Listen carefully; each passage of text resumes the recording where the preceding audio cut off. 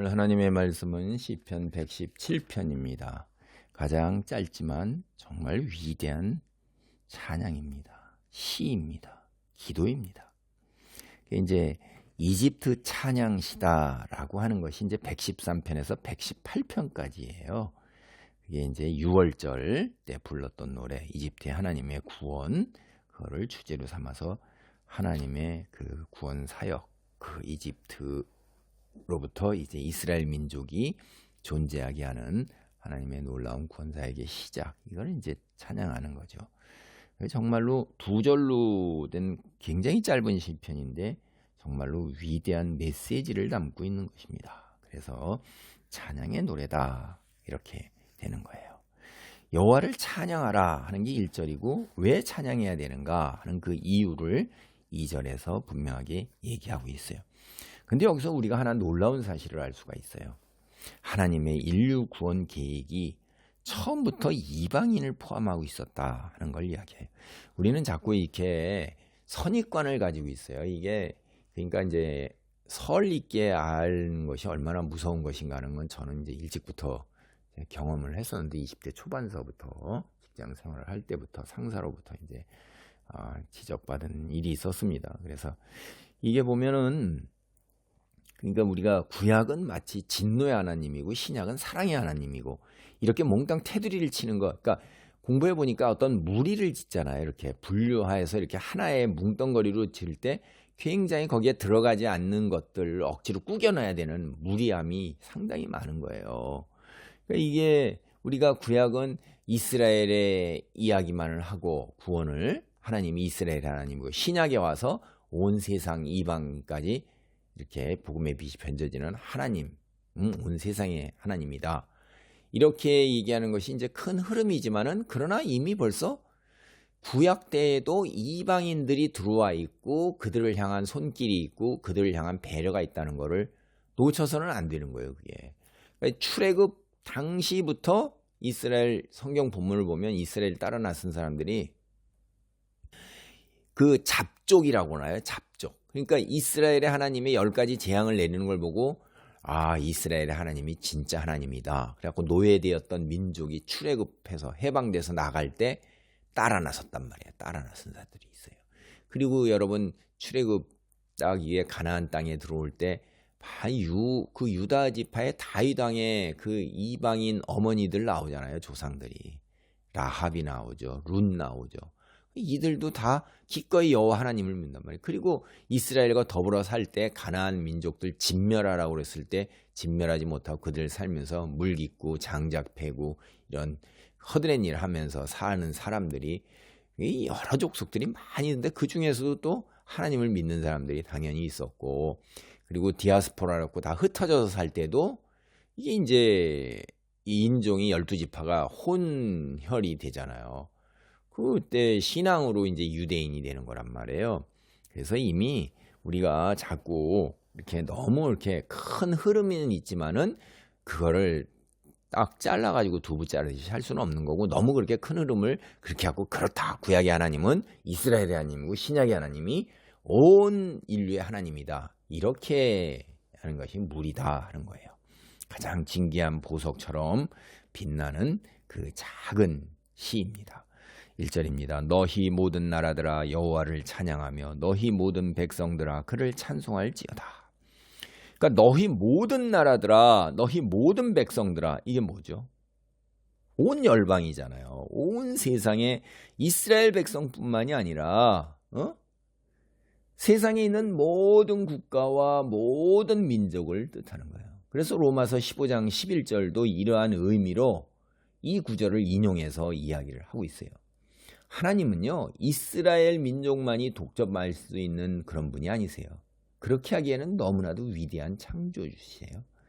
하나님께서 이스라엘도 만드셨지만 동시에 또 온 열방도 다 지으신 거예요. 우리가 사는 이 세상, 생명 있는 모든 것이 다 하나님께로부터 비롯되었잖아요. 그러니까 당연히 온 열방에게 그들의 창조주가 되신 여호와를 찬양하라고 하는 게 당연한 거예요. 모든 피조물이 돌덩이 하나까지. 그리고 이제 이 말씀은 어느 정도 우리가 이제 신약 시대에 와서 눈이 열렸잖아요. 하나님 말씀을 구약에 연계돼서 신약을 보고 이렇게 연계돼서 이미 구약에 계시되어 있는 것이 신약에 와서 이루어지는 것을 보잖아요. 예, 이루어지는 게 창세기 태초에 하나님이 천지를 창조하시니라 이렇게 하고 이제 계시록 66권 끝에 왔을 때 새 하늘과 새 땅을 창조한다고 분명히 말씀하셨어요. 불심판에서 지구를 풀어 헤쳐서 온 우주를 풀어 헤쳐가지고선 온 우주를 다 풀어 헤칠지 모르겠지만은 하늘과 땅이 풀어지고 새 하늘과 새 땅으로 된단 말이에요. 그러면 상식적으로 이렇게 생각해 보면 지구가 다 풀어 헤쳐져서 우리가 요새 얘기하면 우주 먼지가 돼서 그 빵 하고 폭발하고 우주 먼지가 돼서 그 가스와 구름 덩어리 먼지에서 그게 휘몰아쳐서 다시 동그라쳐서 이런 행성으로 우리가 사는 지구와 같은 이런 걸로 된 걸로 이제 우리가 지구과학에서 얘기를 하는데 그런 종말론적인 비전을 여기에 내포하고 있는 거예요. 현실은 열방이 하나님을 모르지만 언젠가는 온 세상이 하나님을 알게 될 때가 올 것이라고 확신하는 겁니다.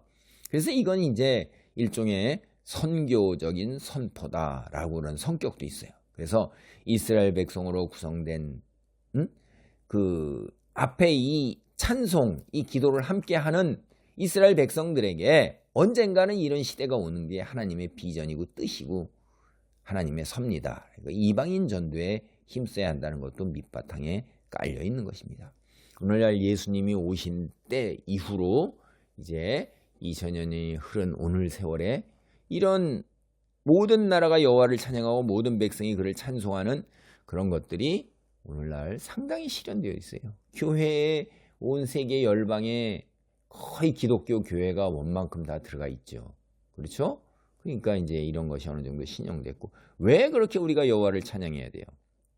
2절입니다. 우리에게 향하신 여호와의 인자하심이 크시고 여호와의 진실하심이 영원함이로다. 할렐루야.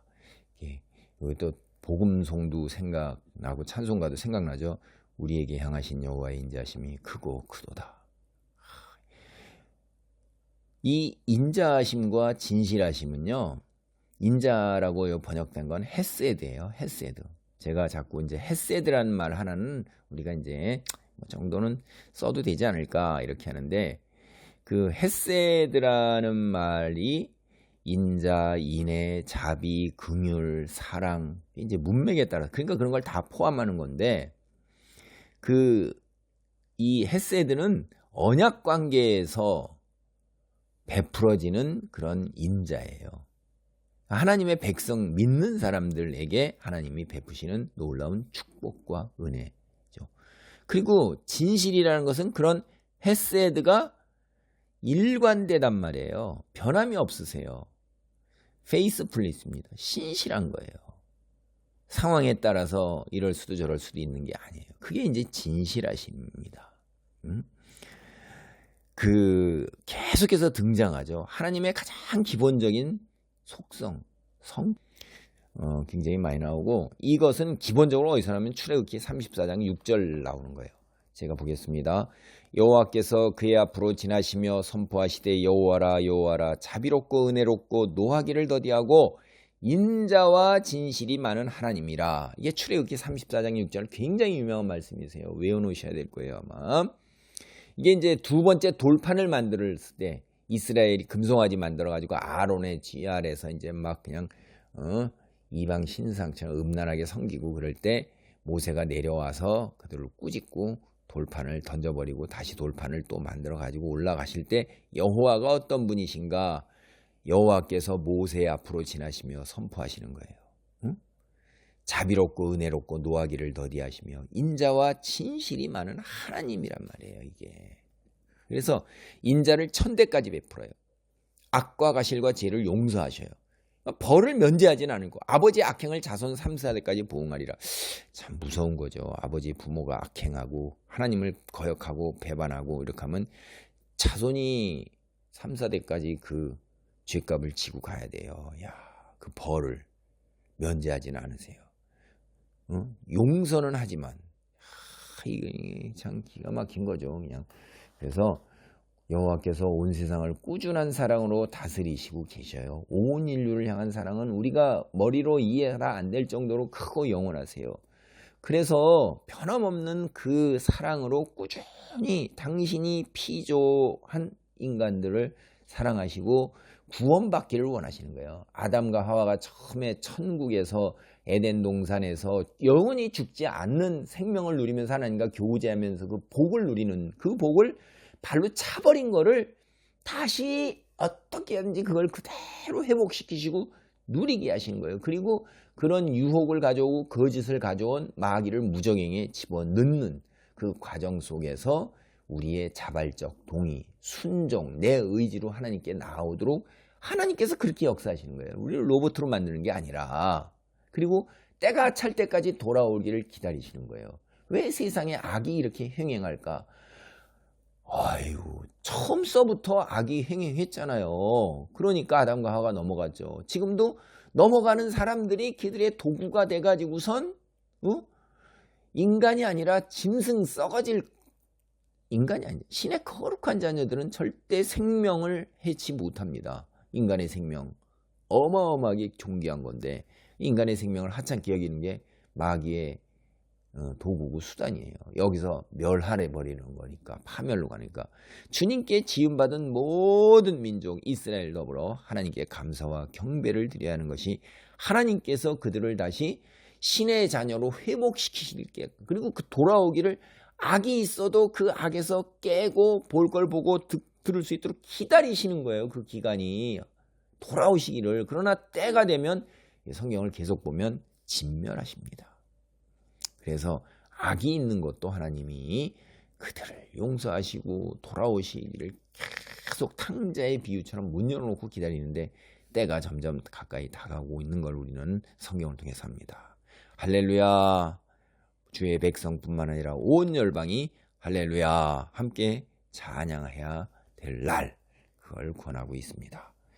할렐루야. 하나님 감사합니다. 우리 눈을 열어 진리를 깨닫게 하시고 들을 것을 듣게 하시는 아버지 하나님, 세상에 있는 것들을 자기중심적으로 쾌락을 향해 아버지 악착같이 경쟁적으로 그 집착하고 쌓기를 아버지 하나님이여 향해 나아가는 세상 사람들과 달리 거룩한 신의 자녀로 주의 거룩함을 드러내는 아버지, 잠깐 지내가는 나그네 여정에 모든 것을 내려놓고 하나님 중심으로 살아가는 귀한 삶을 살도록 도우시고 할렐루야 여호와를 찬양할 수 있도록 하나님 우리를 붙드소서. 예수님의 이름으로 기도하옵나이다. 아멘.